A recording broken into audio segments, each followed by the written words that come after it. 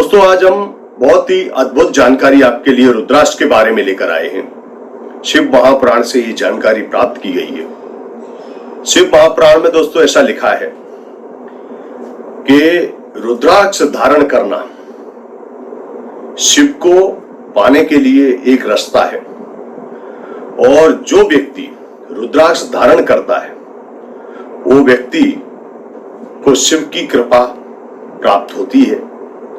और उस व्यक्ति को अगर किसी कारणवश उस व्यक्ति की कभी मृत्यु होती है, जो रुद्राक्ष धारण करता है, पहली बात तो रुद्राक्ष धारण करने से अकाल मृत्यु होती ही नहीं है, ये बात प्रूव की गई है। लेकिन किसी वजह से अगर उस व्यक्ति की मृत्यु हो जाती है उम्र पूरी होने के बाद, और वो व्यक्ति रुद्राक्ष धारण करने वाला होता है, तो उसको लेने के लिए यमदूत नहीं आते। हाँ दोस्तों, उसको लेने यमदूत नहीं आते, उसको लेने साक्षात महादेव आते हैं। महादेव स्वयं आते हैं। जिस व्यक्ति ने जीवन भर रुद्राक्ष धारण किए हो और उसकी आयु पूरी होने के बाद जब उसका देहांत हो, तो उसको लेने के लिए साक्षात महादेव स्वयं आते हैं। ये शिव महापुराण में लेख है। रुद्राक्ष का वर्णन करना बहुत मुश्किल कार्य है। रुद्राक्ष के अंदर इतने गुण हैं। पहले भी हम काफी वीडियो बना चुके हैं रुद्राक्ष पर, और ये वीडियो आपको बहुत काम की होने वाली है। इसके लिए वीडियो पूरा देखें, और अगर चैनल पर नए हैं तो चैनल को प्लीज सब्सक्राइब कर लीजिए, और बेल आइकन जो घंटी दिख रही है उस पर क्लिक कर दीजिए और ऑल पर सिलेक्ट कर दीजिए, जिससे हमारी आने वाली वीडियो की नोटिफिकेशन सबसे पहले आपको प्राप्त हो। तो दोस्तों, ये चीज है कि रुद्राक्ष में बताया मैंने आपको कि जिस तरीके से महादेव स्वयं लेने आते हैं। दूसरा, रुद्राक्ष धारण करने वाले व्यक्ति को बहुत सारी बीमारियों से भी छुटकारा मिलता है, क्योंकि रुद्राक्ष ये भगवान शिव के अश्रु से निर्मित है। और आप सोच सकते हैं कि महादेव के अश्रु की कीमत क्या होगी और उसकी वैल्यू क्या होगी। कीमत मतलब भाव से मैं कीमत नहीं कर रहा हूं। कीमत तो रुद्राक्ष की कोई ज्यादा होती नहीं है। कोई ज्यादा मुखी होते हैं, दुर्लभ होते हैं, उनकी होती। बाकी सामान्य रुद्राक्ष तो आसानी से मिल जाते हैं, कोई ज्यादा कीमती नहीं होते। लेकिन पैसे की कीमत नहीं बोल रहा हूं, आप पहले समझिए। मैं कीमत बोल रहा हूं उसके गुणों की। इसमें इतने गुण हैं, उनकी कोई कीमत नहीं। ये आपको सभी प्रकार की नकारात्मक ऊर्जा से बचाते हैं। ये आपको हिम्मत प्रदान करते हैं। जिस व्यक्ति ने रुद्राक्ष धारण किया होता है उसको डर भय नहीं लगता, बल्कि सामने अगर कोई नकारात्मक व्यक्ति भी है तो अगर आपके रुद्राक्ष की माला पे जब उसकी नजर पड़ेगी तो उसकी नकारात्मकता ये माला अपने अंदर सोख लेती है, खींच लेगी।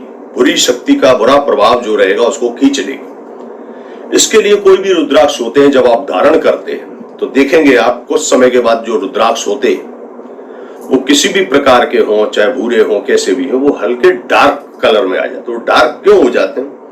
डार्क इसके लिए हो जाते हैं कि आपकी निगेटिविटी को वो सोखते हैं।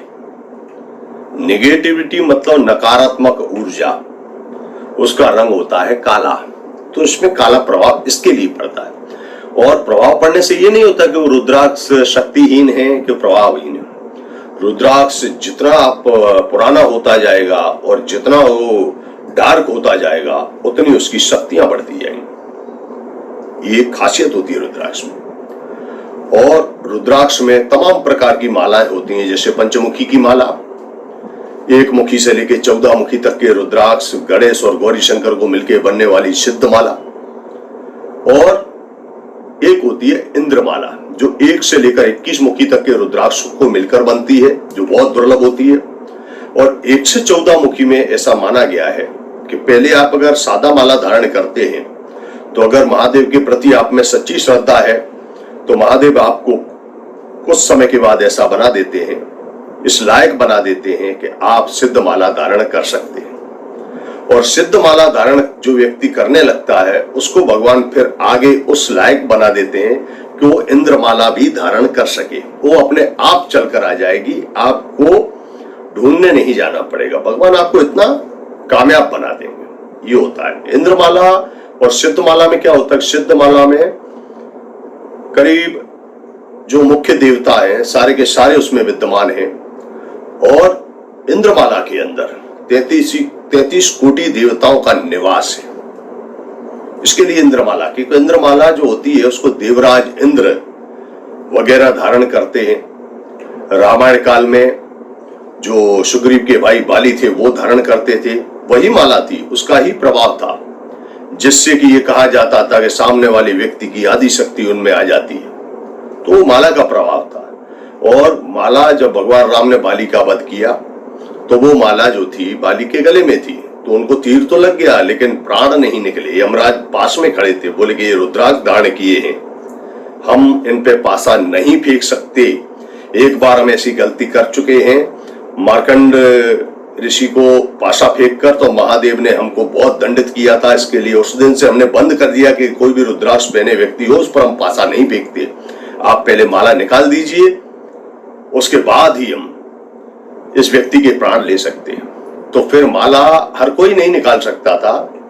हनुमान जी जो शिव के स्वरूप थे उनको ही भगवान राम ने कहा कि आप इनकी माला उतार लीजिए, जबकि उन्होंने बहाने में कहा बाली ने कि ये माला मेरे मर्द शरीर पर रहेगी तो इसकी शक्तियां कम हो जाएंगी, लेकिन ऐसा नहीं था।